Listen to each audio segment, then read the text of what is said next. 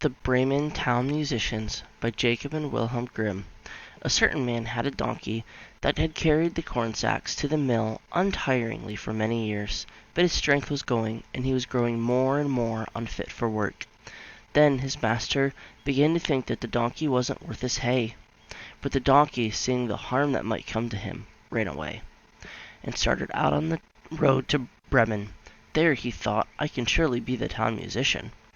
When he had walked some distance, he found a hound lying on the road, panting like the one who had run till he was tired. "What are you panting so for, you big fellow?" asked the donkey.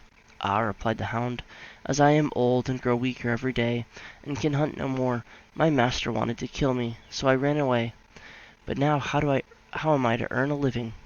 "I'll tell you what," said the donkey, "I'm going to Bremen, and I shall be the town musician there. Go with me, and become a musician also." The hound agreed, and on they went. Before long they came to a cat sitting on the path with his face as sad as 3 rainy days. "Now tell me, old one, what has gone wrong with you?" asked the donkey. "Who can be merry when his life is in danger?" answered the cat. "I am now getting old. My teeth are worn to stumps. I prefer to sit by the fire and sleep rather than hunt about for mice. So my mistress wanted to drown me. That's why I ran away. But now what am I going to do? Where am I going to go?" "Go with us to Bremen. You understand night music, so you can be a town musician." The cat thought it was a good idea, and went with them. After the 3 of them came to a farmyard, where the cock was sitting at the gate, crowing with all his might. "Your crowing chills my bones," said the donkey. "What is the matter?" "I have been predicting fine weather, because it is day on which the housewife washes her child's little shirts and wants to dry them," said the cock. "But guests are coming for Sunday, so the housewife has no pity, and has told the cook she intends to eat me in the soup tomorrow, and this evening I am sure to have my head cut off. Now I am crowing loudly while I can." "Ah, cock," said the donkey, "you'd better come away with us. We're going to Bremen.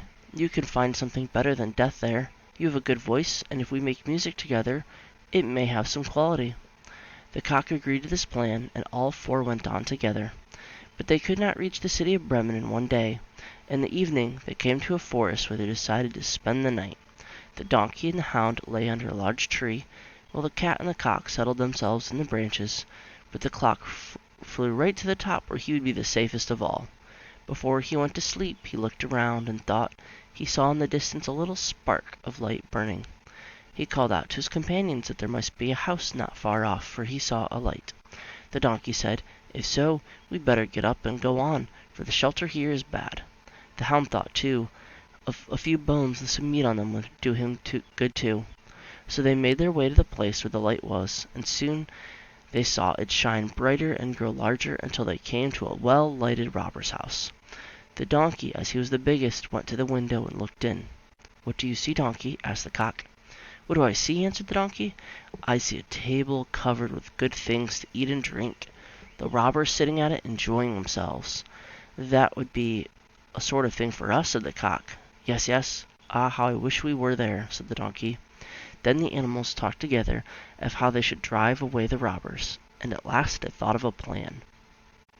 The donkey was to place himself with his 4 feet upon the window's ledge. The hound was to jump on the donkey's back. The cat was to climb upon the dog, and lastly the cock was to fly up and perch himself on the head of the cat. When this was done, at a certain signal, they began to perform their music together. The donkey brayed, the hound barked, the cat meowed, the cock crowed. Then they burst through the window into the room so that the glass shattered. At this horrible noise the robbers sprang up, thinking that a ghost had come in, and fled in fear into the forest. The 4 companions now sat down at the table, well pleased with what was left, and ate as if they would not eat for a month. As soon as the 4 musicians had finished, they put out the light, and each looked for a suitable sleeping place for himself. The donkey lay upon some straw in the yard, the hound behind the door, the cat upon the hearth near the warm ashes, and the cock perched himself up a beam of the earth, and being tired with their long walk, they soon went to sleep. When it was past midnight, the robbers saw from afar that the light was no longer burning in their house, and all appeared quiet. The leader said, "We shouldn't have let ourselves be frightened so, and he ordered one of them to go and inspect the house. The messenger, finding all still, went into the kitchen to light a candle, and, taking the shining fiery eyes of the cat for live coals, he held a match to them to light it. But the cat did not understand the action, and flew in his face, spitting and scratching. The robber was so frightened that he ran to the back door, but the dog who lay there sprang up and bit his leg, and as he ran across the yard by the straw pile, the donkey gave him a hard kick with its hind foot. The cock, too, who had been awakened by the noise, had become excited, and cried down from the beam, "Cock-a-doodle-doo!" Then the robber ran back as fast as he could to his leader, and said, there's a horrible witch sitting in the house, who spat at me and scratched my face with her long claws. And by the door stands a man with a knife, who stabbed me in the leg. And in the yard there lies a black monster, who beat me with a wooden club. And above on the roof sits the judge, who called out, "Bring the villain here to me." So I got away as well as I could. After this the robbers did not trust themselves in the house again, but it suited the 4 musicians of Bremen so well that they did not care to leave it any more. If you are ever in the city of Bremen, Germany, you can visit this monument, which was built in honor of the Bremen town musicians. The end.